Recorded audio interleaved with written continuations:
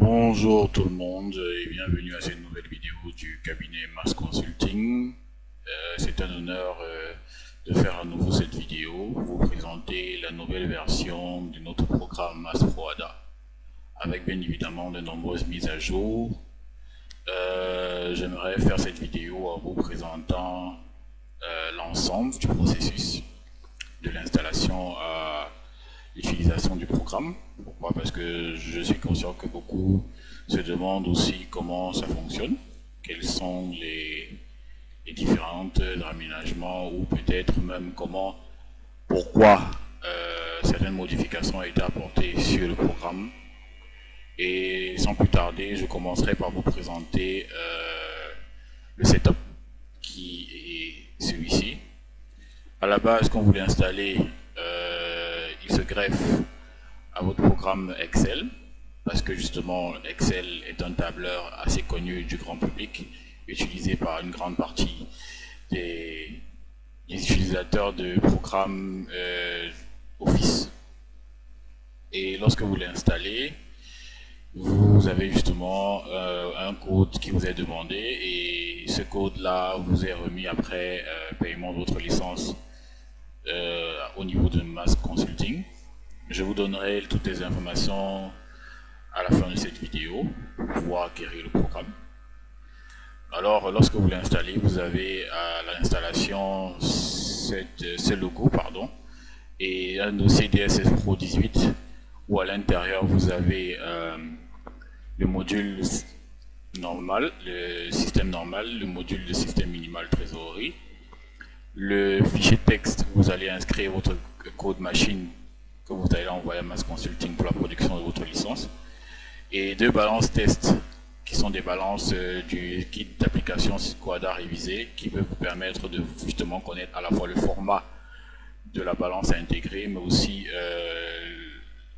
pour vous permettre de voir à peu près comment fonctionne le programme avant que vous ne puissiez utiliser vos propres balances. Vous avez le manuel d'utilisation, manuel DSS Pro, et vous avez un plan comptable Cisco ADA révisé qui vous présente les différents changements au niveau des comptes, les nouveaux comptes, les comptes modifiés, les comptes supprimés dans le Cisco ADA révisé. Alors nous allons démarrer le programme. Lorsque vous démarrez le programme, vous avez un contrat de licence dont vous devez accepter les conditions, et lorsque vous cliquez sur Proceed, il lance le programme. Le programme doit charger et nous allons patienter.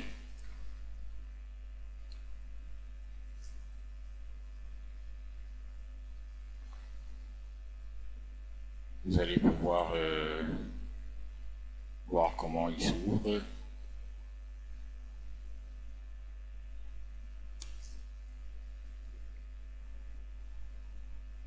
Il peut prendre du temps aussi en fonction de la configuration matérielle de votre PC. Si vous avez un processeur un peu plus ou une RAM, bon, si vous avez des bonnes spécificités au niveau de votre PC, l'ouverture sera un peu plus rapide, les traitements seront un peu plus rapides. C'est pour ça que nous recommandons une configuration minimale. Bon, à l'ouverture, vous avez un compte qui vous est réclamé, utilisateur, et un mot de passe pour la protection de vos données, bien évidemment. Et ce module vous permet aussi justement de définir les rôles d'utilisation si vous avez plusieurs utilisateurs qui vont utiliser le programme. Parce que nous avons deux rôles, nous avons le rôle invité et le rôle administrateur. Le rôle invité vous permet juste de pouvoir visualiser sans réellement faire des modifications, et le compte administrateur vous permet justement d'avoir toutes les modifications possibles sur le programme. Alors voilà la présentation du menu principal. Et là vous avez le menu de la barre d'état qui vous permet d'avoir tous les raccourcis et les accès aux différents modules de contrôle, aux balances et aux états financiers et autres. Je reviendrai sur cette partie plus tard. Ce qui nous intéresse un peu plus maintenant, c'est de vous présenter le menu principal.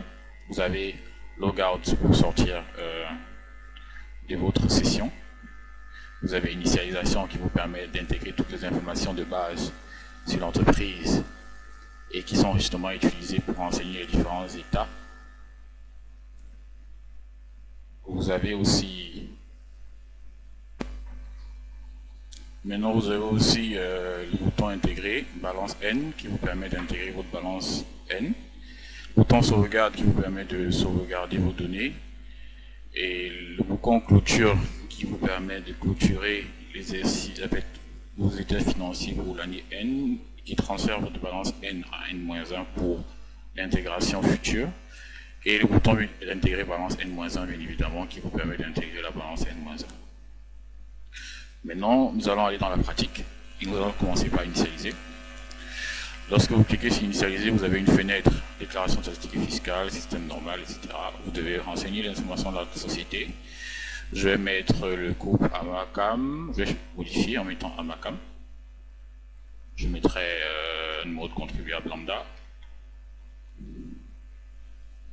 Ensuite, je change le sigle, je change le registre de commerce.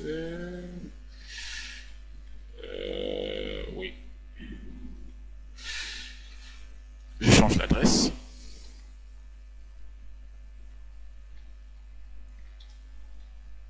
Je change l'activité.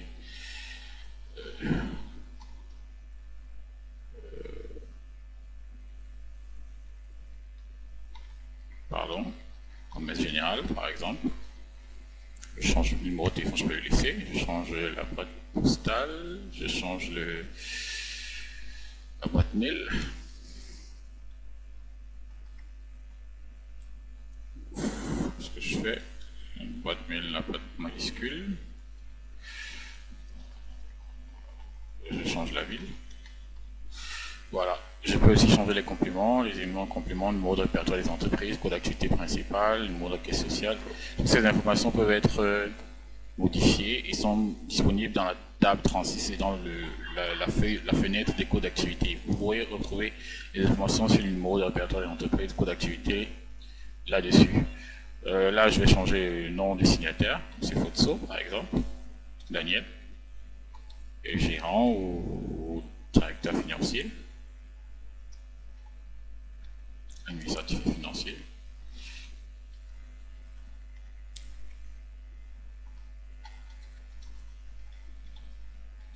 Et maintenant, je valide. Lorsque je valide, tous les états, si vous avez des données, vont être mises à zéro, c'est-à-dire que toutes les informations que j'inscris dans cette fenêtre vont aller se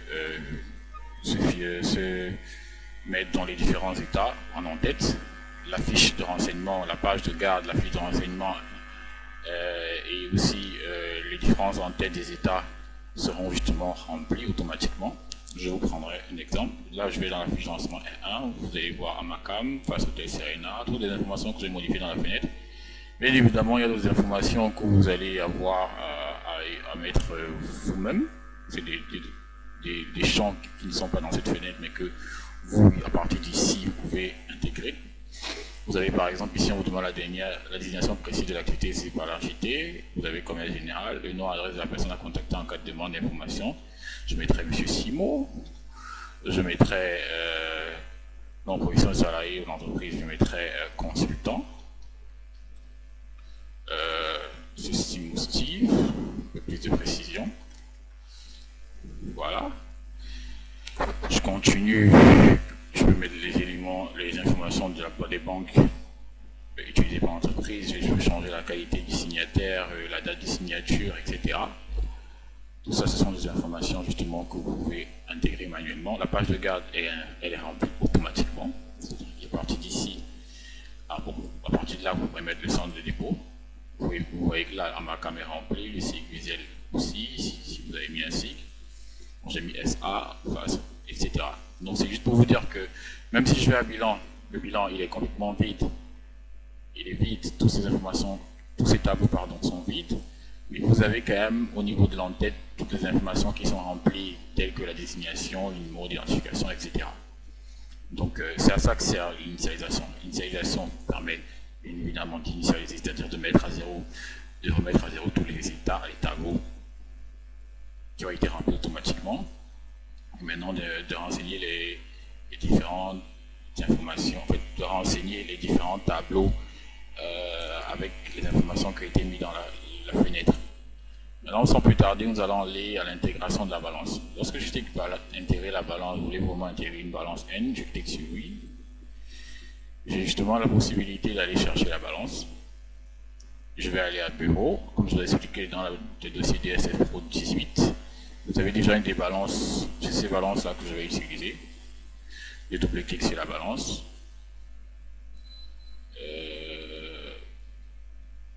Il y a un traitement qui est effectué. Là, on me dit balance intégrée correctement. Vous voyez là, j'ai un premier contrôle qui est effectué, qui est un contrôle d'écart au niveau des totaux. Je vais aussi prendre l'occasion de vous présenter un peu le format de la balance qui peut être intégré dans le programme. C'est à ça que ça ressemble.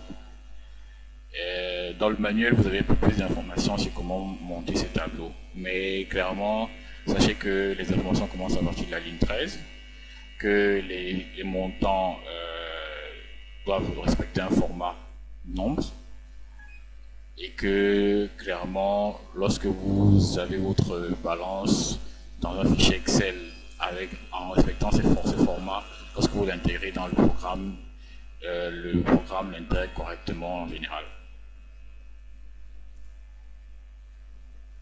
Donc là, vous avez la balance N qui est intégrée correctement. Je vais aller au menu. Là, je clique ici au mauvais endroit, menu, et reviens, je clique intégration balance N-1. Je vais choisir la balance N-1. Je vais attendre qu'il y ait un traitement.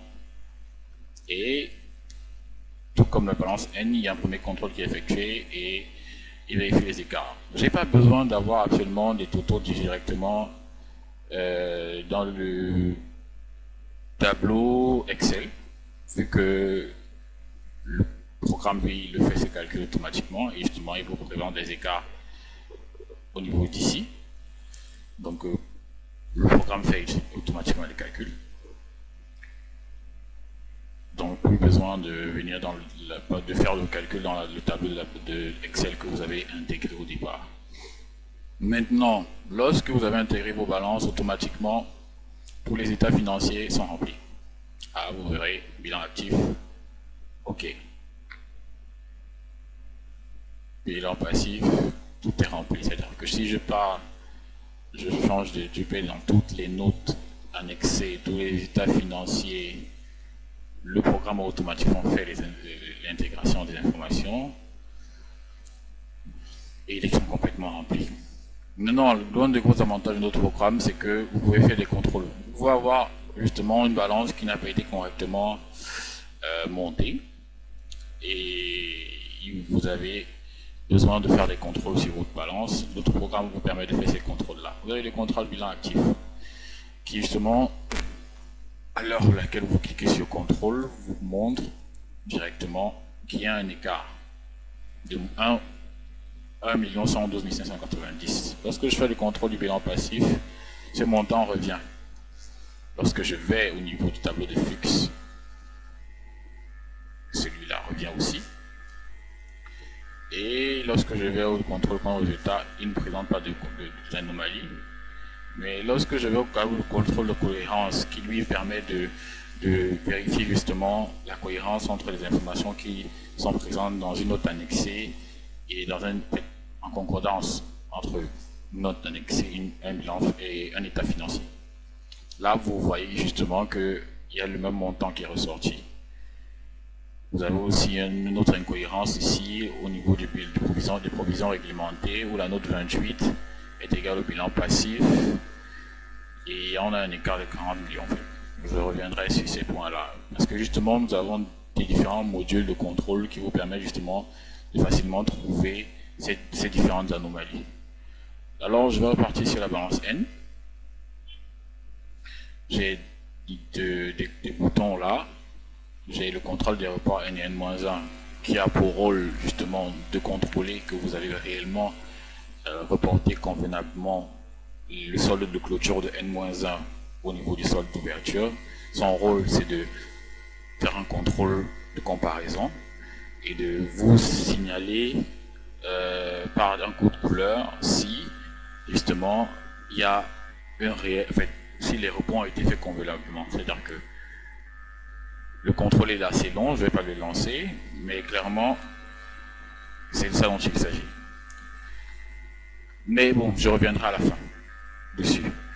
Vous avez l'audit des soldes, c'est cet audit-ci qui m'intéresse le plus. Son objectif est de pouvoir auditer les soldes, mais aussi auditer les comptes. C'est-à-dire que dans le nouveau site Quadra révisé, vous avez des modifications qui ont été effectuées sur les comptes. C'est-à-dire que vous avez des comptes qui ont été supprimés, vous avez des comptes qui ont été créés et vous avez des comptes qui ont été modifiés. Alors, l'audit des soldes fait ce contrôle au niveau des deux. C'est-à-dire qu'il va déjà vous signaler si vos comptes sont convenables, c'est-à-dire qu'ils respectent le nouveau plan, en vous signalant peut-être qu'un compte est défectueux, mais vous aussi vous signalez au niveau du solde de clôture si le solde respecte les normes, c'est-à-dire que est-ce que ce solde-là est convenable. Alors, je vais lancer l'audit des soldes, je vais cliquer 1, je vais cliquer sur OK. Premier contrôle de la classe 1. Il fait un contrôle de la classe 1, donc pour les comptes de la classe 1, sans exception. Vous voyez, il tourne. Il doit se rassurer déjà que les soldes sont convenables.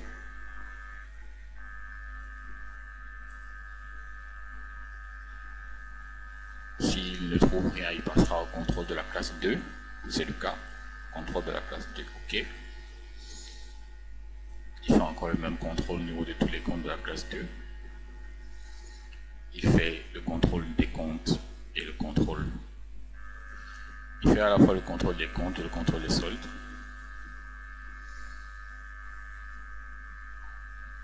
Contrôle de la classe 3. Pareil. Contrôle des comptes de la classe 3. Contrôle de la classe 4. Contrôle des comptes et contrôle des soldes.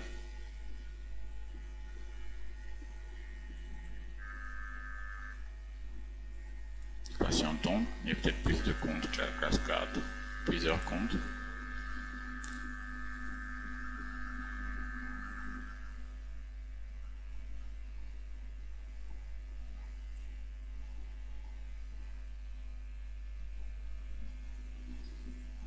Passe plus de temps sur les comptes de la classe 4.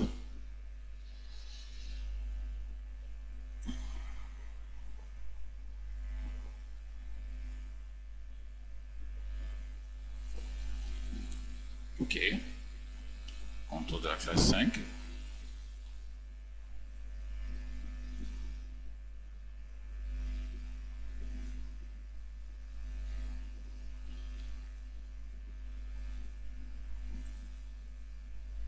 OK.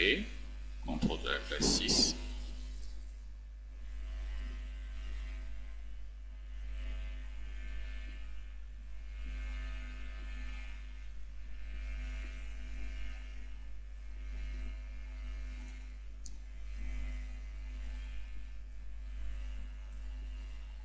Continuons, contrôle de la classe 7. Hop là. Bon, il nous dit attention, le compte 702 600 a un solde débiteur de 1 112 590. Donc, vous remarquez que déjà nous avons retrouvé le montant problématique. Et il est précisé qu'il s'agit du compte de la classe 700, en fait, le compte 702 600. Donc, cliquons sur OK. Parce que le contrôle va continuer. C'est la première détection.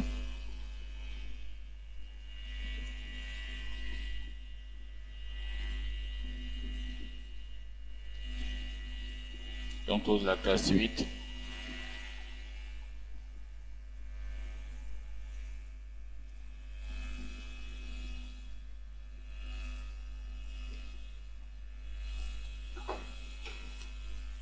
Point de contrôle, OK.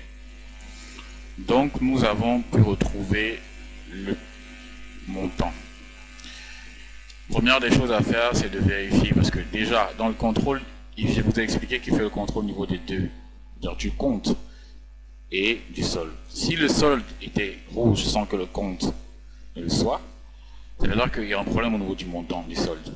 Mais si le solde est rouge, n'est pas rouge plutôt, excusez-moi, et que le compte est rouge, c'est le compte qui a un problème. Mais si les deux sont rouges, ça veut dire qu'il est possible que les deux aient un problème. Donc logiquement, Le solde devrait être au crédit avec un signe moins. Dans la norme, bien que étant mis au débit, il effectue le même travail. C'est pour ça qu'il y a eu cette détection. Mais si le compte haussier est signalé rouge, ça veut dire que lui-même il a un problème. C'est-à-dire qu'il faut déjà faire une vérification et de savoir si ce compte-là existe, ou il a été modifié, ou il a été supprimé. Et c'est pour ça que vous allez aller dans le plan comptable. Vous avez ce bouton plan comptable qui vous présente justement les différents changements qui ont été effectués de l'ancien système pour le nouveau. Alors nous allons sans plus tarder aller au niveau des 700. C'était 702 600. 702 600. Excusez, j'ai pas envie de faire une recherche. Je vais descendre au fur et à mesure pour vous permettre aussi de voir un peu de quoi il s'agit à ce niveau. Tout ce qui est en bleu, c'est les nouveaux comptes. Tout ce qui est en vert, c'est les comptes modifiés. Et tout ce qui est en rouge, c'est les comptes supprimés. Vous avez des observations justement pour vous aider dans votre migration. En ce qui concerne ces différents comptes, c'est ici. Alors, nous allons chercher 702. Là, je suis à 700. Voilà, nous sommes à 702. Quand je regarde, je vois 702,6. Il n'y a pas 702,6. Donc, c'est un compte qui n'existe même pas. Donc, clairement, je vais le modifier. Je vais aller et je vais le modifier dans la balance. Et je peux directement faire une modification sur la balance. Et je vais revenir sur ce compte-là. Je vais le modifier sans réellement... avec un compte qui existe. Je vais mettre 710,25 par exemple, qui est un compte qui existe. Voilà, la modification est faite. Et lorsque je lance mon contrôle bilan, tout OK. Vous voyez, tout est revenu à la normale. Revenu à la normale. Voilà. Le contrôle a été effectué. Maintenant, nous avons toujours ce contrôle de cohérence de 40 millions. Alors la cohérence est à quel niveau? L'incohérence plutôt, excusez-moi, est à quel niveau? Nous avons la note 28, provision réglementée, qui doit être égale au bilan passif. Si je double-clique là, il me renvoie au niveau du tableau de provision. Il me fait comprendre que normalement les 40 millions devraient être là. C'est-à-dire que je devrais avoir 40 millions là, qui doit correspondre au bilan passif CMC1, qui est là, 40 millions. Vous voyez qu'il y a une incohérence. Le montant existe bien évidemment là, mais il n'existe pas au niveau du compte de provision. Voilà, c'est le niveau. Donc nous allons chercher pourquoi. Et vous avez un module de contrôle qui s'appelle l'audit des mouvements. L'audit des mouvements, oui, il contrôle tous les mouvements de la période. Alors, vous allez voir le résultat après. Je vais cliquer sur audit des mouvements. Le contrôle a été effectué et vous pouvez vous rendre compte qu'il y a une nouvelle fenêtre qui s'est ouverte et cette fenêtre vous présente justement les différentes écritures qui ont été contrôlées. Je prendrai par exemple le cas des dotations à mort. Vous vous rendrez compte que le débit ici 68 et le crédit 28 n'est pas similaire, c'est-à-dire qu'il y a un déséquilibre de 22 millions. Donc il faudrait justement rechercher au niveau de vos grandes livres si les écritures ont été clairement passées. Nous avons les dotations provisions qui ont un équilibre. On présente une écriture équilibrée. Nous avons la reprise de provision pareil qui représente une parité, un déséquilibre. Nous avons maintenant aussi la fameuse provision, les fameuses provisions réglementées. Vous avez par exemple la dotation qui est de 40 millions, mais la reprise n'est pas représentée au niveau du 851. C'est-à-dire que dans l'écriture n'a pas été clairement bien passée. Il y a un compte de débit qui est absent, c'est le 851. C'est pour ça que vous avez dans votre tableau de provision cette absence du montant 40 millions, parce que justement ces 40 millions là devraient être là si le compte 851 avait été utilisé. Donc tout l'incohérence. Donc ce module de contrôle vous permet justement de vous assurer que les écritures ont été complètement passées selon les normes au niveau de votre balance. Donc, ça, c'est un ensemble des contrôles qui ont été effectués par le programme. Vous avez la possibilité d'exporter en PDF votre travail. Vous avez la possibilité d'imprimer directement toute votre liasse. Vous avez la possibilité aussi d'effectuer une sauvegarde. Parce que en fait, le programme, lorsque vous le fermez, vous demande d'enregistrer. Lorsque vous l'enregistrez, il est toujours dans le programme, mais vous avez la possibilité de le sauvegarder et de créer un fichier que vous allez justement utiliser à l'ouverture pour faire vos traitements. Et il vous est souvent conseillé de sauvegarder votre travail pour avoir justement une base précise du travail que vous avez effectué au préalable. La clôture de l'exercice, elle vous permet de clôturer complètement votre travail et de ne pas faire passer votre balance N en N-A. Alors nous allons vérifier tous les états. Vous avez le bilan actif, passif, compte de résultats, tableau de flux. Vous avez la possibilité aussi d'effectuer vos commentaires. L'un des avantages de ce programme, c'est qu'il vous donne des indications pour vous permettre de facilement faire vos commentaires. Alors vous avez ici, par exemple, commentaire, indiquer les modes d'amortissement utilisés, la durée de vie et le taux d'amortissement utilisé. Ici c'est modifiable, vous pouvez effacer. Vous pouvez justement, grâce à l'accueil, faire des modifications sur la police. Et c'est très simple. Vous pouvez modifier, écrire en commentaire les amortissements.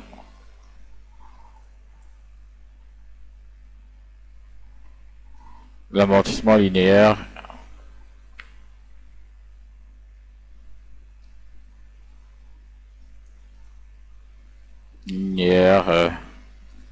Est le mode utilisé.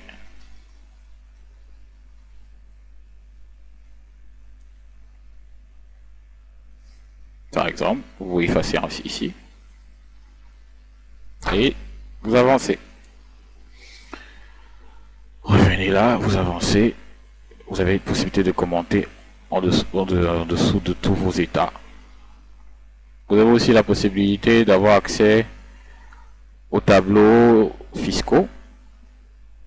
Dans le cas d'espèces, vous avez des calculs qui sont effectués automatiquement au niveau des tableaux fiscaux, comme le tableau de passage du résultat comptable au résultat fiscal, l'estimation d'impôt sur résultat. Par exemple, le cas des acomptes versés, vous avez 50 millions ici. Si vous allez dans le tableau de versement, ces 50 millions correspondent justement au versement qui a été effectué. Et là, vous pouvez faire la modification par vous-même. C'est modification manuelle possible. Donc, vous avez la possibilité de faire aussi ces modifications au niveau du tableau de la TVA.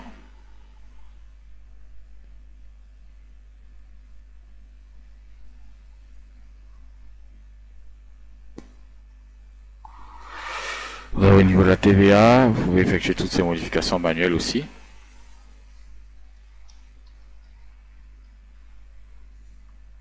Pareil, ces modifications sont apportées ici.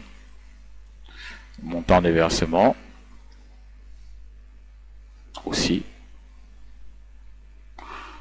Bon, nous allons exporter en PDF pour vous montrer comment ça fonctionne.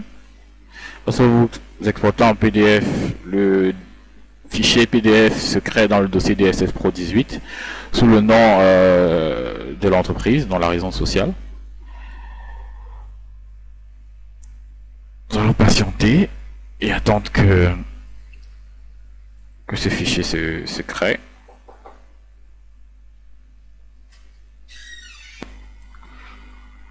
Donc la publication vous permet d'avoir un fichier PDF, celui-ci, où vous avez toutes vos informations qui sont précisées. Voilà. Et comme je disais tantôt, le fichier PDF, le voici, avec le nom de l'entreprise. En clair, voilà l'ensemble des fonctionnalités que la grande majeure partie connaissent déjà. Mais je reviendrai alors sur les nouvelles fonctionnalités du programme. Vous avez le module contrôle des reports N-1 et N qui est une nouvelle mise à jour. Vous pouvez avoir accès à ce module en allant dans la balance N. Lorsque vous cliquez sur contrôle des reports, oui,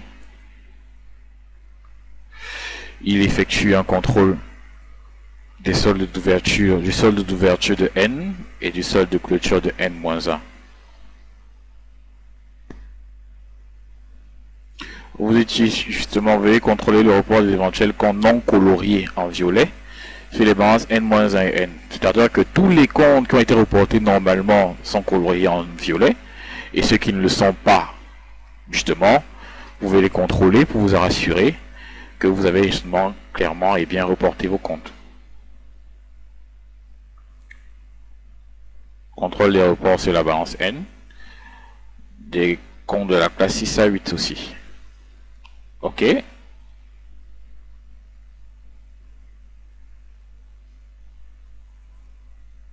Et fin de contrôle.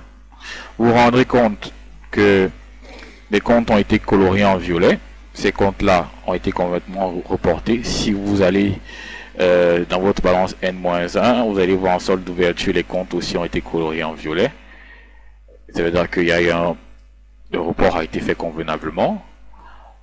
Maintenant, si c'est pas le cas, vous avez la possibilité justement de voir les comptes non coloriés en violet. Pareil, par exemple, fournisseur, facture non parvenue. Là, c'est 13 millions. Et l'autre, 150, c'est 1 310 000. Donc, dans la balance N, si nous cherchons le même compte, facture non parvenue, vous allez vous rendre compte que c'est 11 millions, pardon. Pourquoi 11 millions? Il faudrait justement chercher à savoir pourquoi. Là, j'ai 11 millions et là, j'ai